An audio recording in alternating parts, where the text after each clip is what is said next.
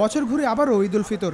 এক মাস রোজা রাখার পর ধর্মপ্রাণ মুসল্লিদের অপেক্ষা ঈদের জামাতে নামাজ আদায়ের। সেজন্য সকাল থেকেই জাতীয় ঈদগাহ ময়দানের পথে মুসল্লিরা।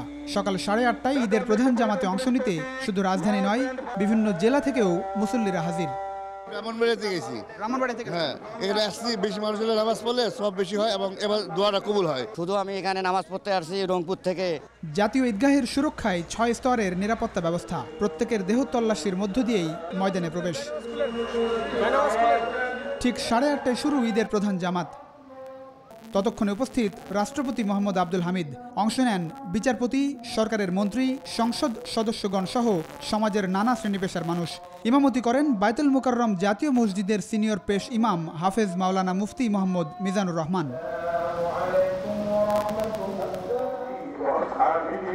নামাজ শেষে মুসলিম উম্মার শান্তি ও সমৃদ্ধি কামনায় দোয়া ও মোনাজাতে অংশ নেন মুসল্লিরা।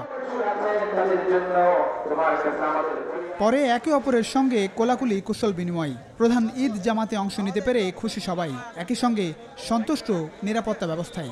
আমরা যে একত্রিতভাবে ঈদগাহ ময়দানে জামাত আদায় করতে পেরেছি, এই জন্য আমরা আনন্দিত।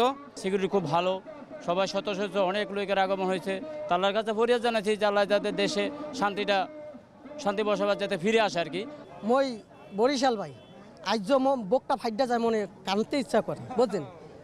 আজ যেভাবে নামাজ পড়লাম, হ্যাঁ ভাই, আমার মনটা খুব ভালো লাগছে ভাই। আমার বড় শখ ছিল জাতীয় ঈদগাহ ময়দানে আমার নামাজ পড়ার, এজন্য আমি লাখো শুকরিয়া আল্লাহর কাছে, আলহামদুলিল্লাহ। আল্লাহর কাছে দোয়া করছি যাতে আমাদের সবাইকে মাফ করে দেয়। বিভিন্ন জায়গা থেকে আগত মুসল্লিদের কথায় উঠে আসে বাংলাদেশের সাম্প্রতিক আইন শৃঙ্খলা পরিস্থিতি প্রসঙ্গ। ইসলামের দোহাই দিয়ে IS দায় স্বীকার করেছে ইসলাম শান্তির ধর্ম, এরকম কোনো হামলা করার কথা ইসলামে নেই। ঈদ মোবারক। আল্লাহর কাছে দোয়া করলাম যে আমাদের দেশ যেন আবার এই জঙ্গি মুক্ত হয়, যেটা আমাদের জন্য খুব ভয়ঙ্কর। আমি এখানে নামাজ পড়ছি, আমার অনেক ভালো লাগছে। সব মিলিয়ে প্রায় লক্ষাধিক মুসল্লি জাতীয় ঈদগাহ ময়দানে নামাজ আদায় করেন। ধনী গরিব সহ সকল শ্রেণী পেশার মানুষকে এক কাতারে দাঁড় করা ঈদ। বাংলাদেশের বর্তমান সংকট মোকাবেলায় ঈদের এই শিক্ষা গ্রহণের তাগিদ দিচ্ছেন মুসল্লিরা। বলছেন, ঐক্যবদ্ধ থাকলে কোনো অশুভ শক্তি মাথা চাড়িয়ে উঠতে পারবে না সাম্প্রদায়িক সম্প্রীতির বাংলাদেশে। লাবন রহমান, নিউজ 24, জাতীয় ঈদগাহ ময়দান, ঢাকা।